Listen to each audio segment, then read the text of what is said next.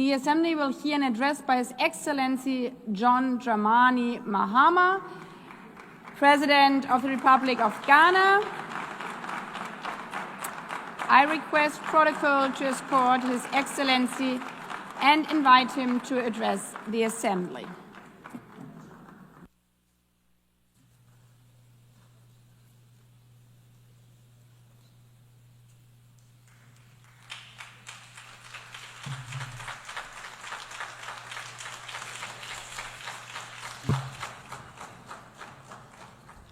Thank you, Madam President, Mr. Secretary General, Excellencies, ladies and gentlemen.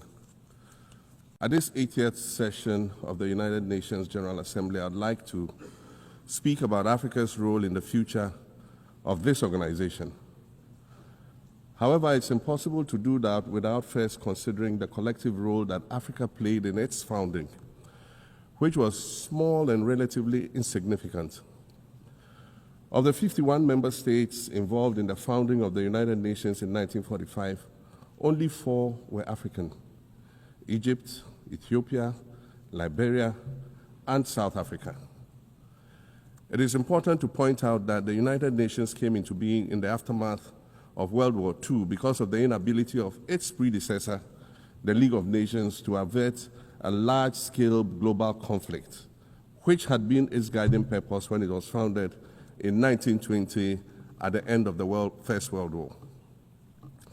Out of the 42 founding member states of the League of Nations, only 3 were African: Liberia, the Union of South Africa, and Ethiopia. Egypt was to join later in 1937. Africa's overall participation in the organization's founding was minimal and relatively unimportant. That's because before all the other talks and meetings, representatives from a group of 14 nations gathered in Berlin for a series of discussions that began in 1884 and which led to the partitioning and formal colonization of the African continent, which is also called the Scramble for Africa. It has famously been written that past is prologue. Well, in the past, the majority of the 54 nations that now comprise Africa were never offered a seat at the table where plans for a new world order were being drawn. But, Madam President, as fate would have it, the tables are turning, and Africa's role in the authorship of whatever is yet to come for this world is going to be huge, and it will be consequential. According to this organization's own projections, by the year 2050, more than 25% of the world's population is expected to come from the African continent. Additionally, by 2050, 1/3 of all young people aged between 15 to 24 will be residing on the African continent. So you see, the future of this world is African.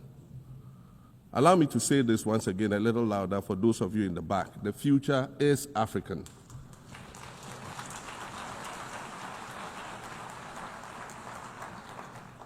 Already today, Africa is a catalyst for human potential and development, as well as for economic reform and ecological stability.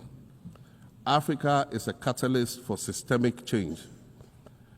If this reality, which is fact-based and straightforward, seems provocative or unsettling, perhaps it's because you are viewing it through the lens of centuries of filters, colonialism and imperialism, and the resulting implicit bias. Maybe you are unaware of the resilience of African nations or their remarkable ability to make a strong comeback just when you think it's safe to count them out. That is what is happening right now in my own country, Ghana. Our constitution limits leaders to 2 4-year terms. In January, I was sworn in for a second term, which, let me point out, was non-consecutive with my first term. Our currency, the Ghana cedi, was rapidly depreciating. Faced with rising inflation, a huge debt burden, and low morale amongst our citizens, my new administration settled down quickly and embarked on an ambitious program of comprehensive transformation designed to restructure Ghana's economic foundation and enhance our competitive standing globally. We refer to this process of recalibration as our reset agenda. In just 8 months, we have achieved significant reduction in inflation from 23.8% in December 2024 to 11.5% in August 2025, restoring price stability for our citizens. Additionally, our currency, the Ghana cedi, has appreciated considerably against other currencies, with Bloomberg reporting it as the best performing currency in the world at one point. Our improved sovereign credit rating reflects increasing investor confidence in our economy, and our 24-hour economy initiative promises to transform our economy. And there's a renewed willingness amongst our people to trust that their elected officials have Ghana's interests at heart and that we're progressing together.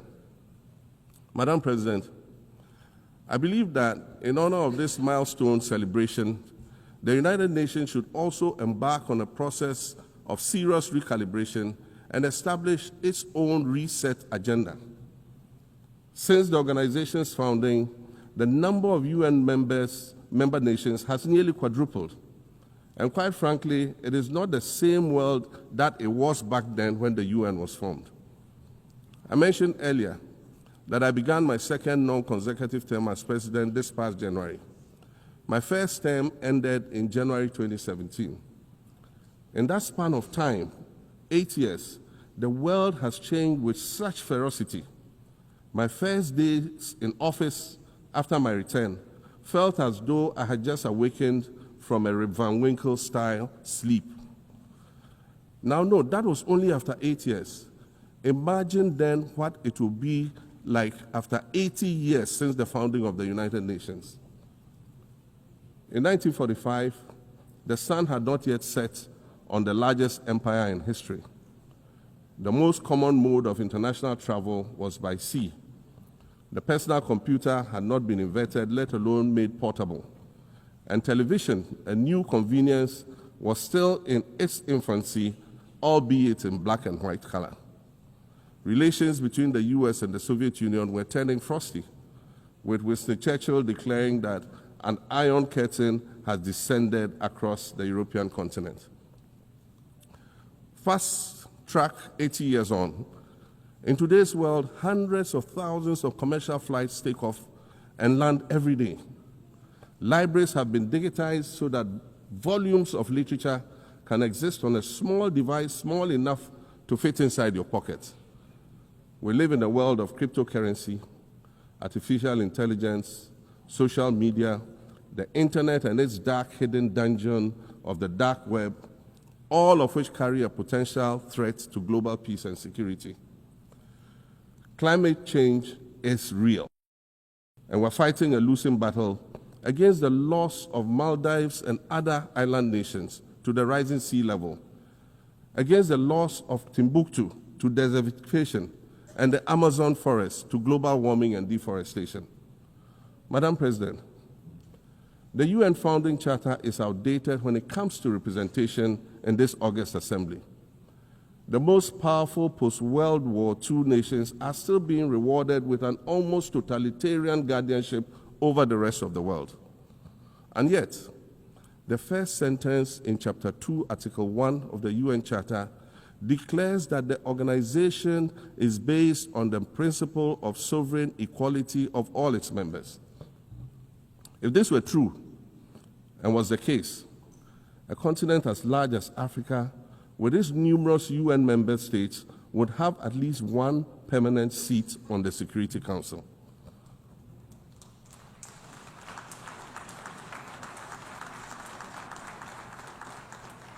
Furthermore, we believe that veto power should not be restricted to only 5 nations, nor should it be absolute.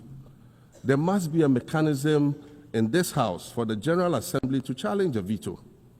No single nation should be able to exercise an absolute veto to serve its own interests in a dispute. In 1995, during the 50th anniversary of the United Nations, Nelson Mandela stood in this very spot, and he said, "The United Nations has to reassess its role, redefine its profile, and reshape its structures. It should truly reflect the diversity of our universe and ensure equity among the nations in the exercise of power within the system of international relations in general and the Security Council in particular, I close quotations. 30 years later, we African leaders are still making the same simple request for a permanent seat on the Security Council with the power of a veto. So today, Madam President, I stand here in this exact spot and ask the world, if not now, then when? We demand not only a reform of the Security Council, but also a reset of the global financial architecture, which is currently rigged against Africa. Africa must have a greater say in the world's multilateral financial institutions. And while I'm making requests, I'd like to call for the removal of the blockade on Cuba. As Dr. Kwame Nkrumah, our nation's founder, famously said, we seek to be friends with all and enemies to none. The Cuban people shed their blood on African soil in the fight against apartheid. And indeed, Cuba has been and continues to be a faithful friend of Africa. You see, the very fact that I can stand here and ask these things and say these things, and the fact that all nations can ostensibly gather here to address critical global issues, air our grievances, and express our concerns, that is what makes the survival of this organization so important. In every old city or village, you will find a town square, or a courtyard, or a plaza that once served as a gathering space for the citizens of the community and their leaders. Meetings and celebrations were held there, as were trials and elections. And these were spaces that brought people together and held them together as a community. Sadly, time and technology have eroded these spaces. Madam President, in many ways, the United Nations is the proverbial town square of our modern global village. And it has never been more critical for us to protect this one space that brings and holds the world nations together as a community. The internet, social media platforms, and artificial intelligence offer us the illusion of connectivity, when in fact what they do is reinforce isolation by using algorithms that ensure that we do not receive new ideas and perspectives, but rather more of the same content. We are served alternative facts and manipulated images, making it easy to disseminate disinformation and sow seeds of division amongst communities. Madam President, these are dangerous times. Our world is currently experiencing a rise in nationalism and economic instability. There's a general breakdown of multilateralism. Various acts of aggression have been committed against the sovereignty of others, and nations are attempting to circumvent the very safeguards that were put in place to prevent large-scale global conflict. These conditions are all too similar to the ones that led to the League of Nations' failure in fulfilling its mandate. The denial of visas to President Abbas and the Palestinian delegation sets a bad precedent and should be deeply worrying to all member nations of the United Nations. Ghana recognized the state of Palestine in 1988 and supported a two-state solution to the conflict since then. And I say, contrary to the claims of some, a two-state solution would not be a reward for Hamas. It would rather be a reprieve for the hundreds of thousands of innocent women and children and people who are facing collective punishment and forced starvation for no reason other than the fact that they are Palestinian.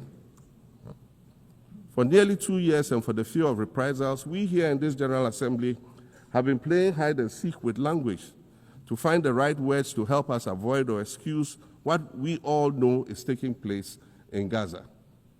But here's the thing, it doesn't matter what you call it. If it looks like a duck, it swims like a duck, and quacks like a duck, well, then it must be a duck. The crimes in Gaza must stop.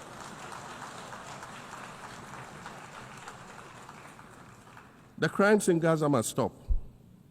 Madam President, I also want to draw particular attention to the conflict in Sudan, which this body has described as the world's largest humanitarian crisis. 12 million people have had to flee their homes.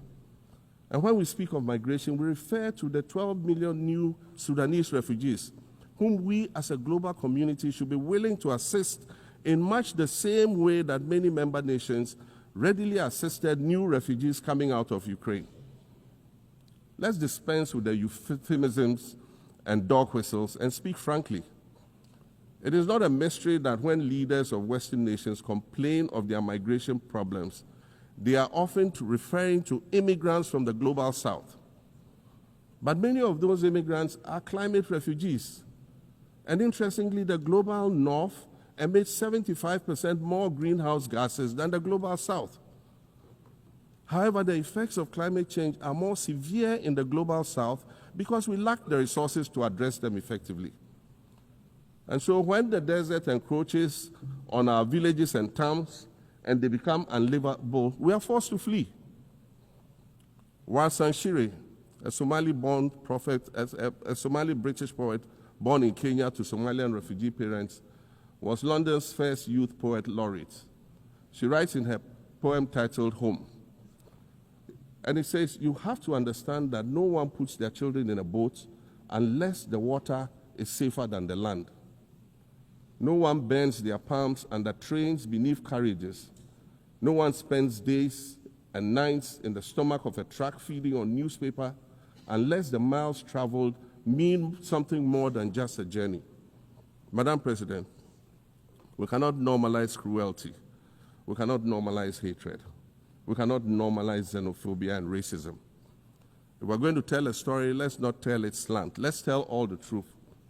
When we speak of migrants, we speak of Mami Ewusi Mensah Frimpong, a judge on the U.S. District Court for the Central District of California. She's the first black female judge on any of California's 4 federal district courts. She was born here in America to immigrant parents from Ghana. We speak of Peter Bosman, a medical doctor in Ghana who moved to the town of Piran in Slovenia in the 1980s and later became the first black mayor of Piran, the first black mayor in Slovenia and in the whole of Eastern Europe. We speak of T. Michael, the iconic Ghanaian Norwegian artist and designer. And of course, we speak of the late Kofi Annan, former United Nations Secretary General.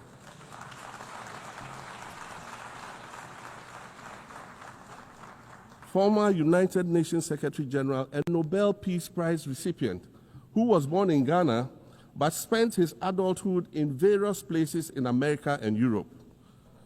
These are people who have brought great distinction to the countries that they decided to call home.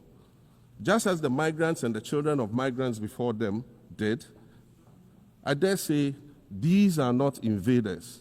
These are not criminals. Madam President, the slave trade must be recognized as the greatest crime against humanity.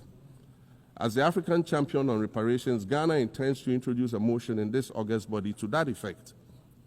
More than 12.5 million Africans were forcibly taken against their will and transported to create wealth for the powerful Western nations.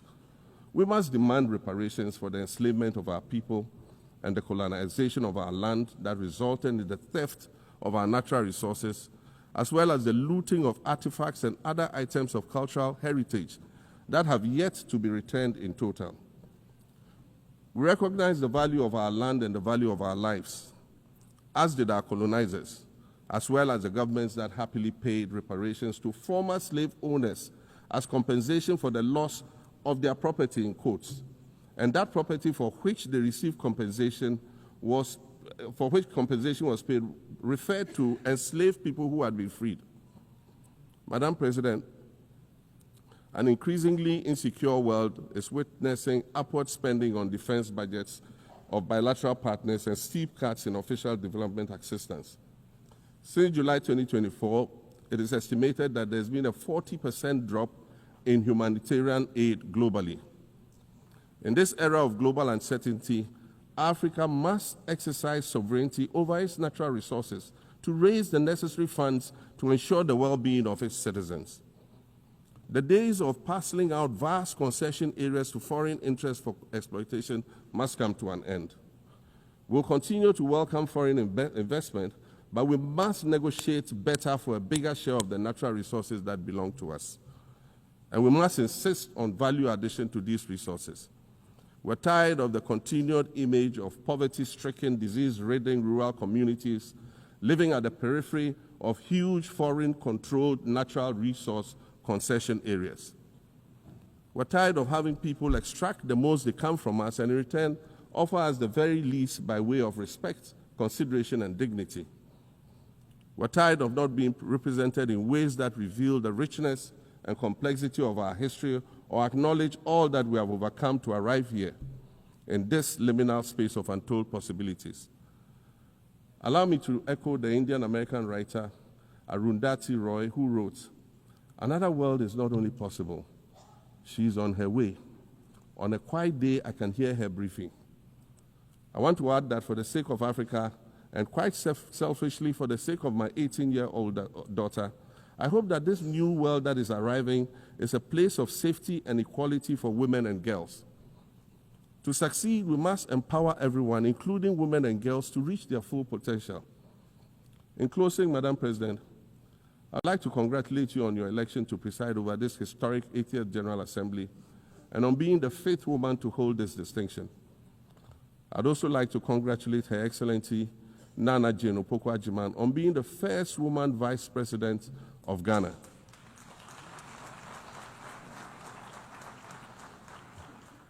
Now every Ghanaian girl knows the heights to which she can ascend.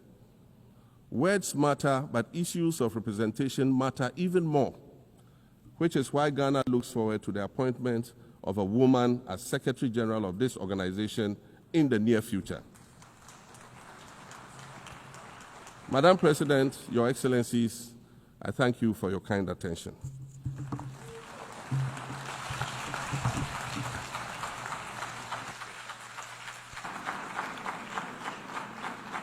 On behalf of the General Assembly, I wish to thank the President of the Republic of Ghana.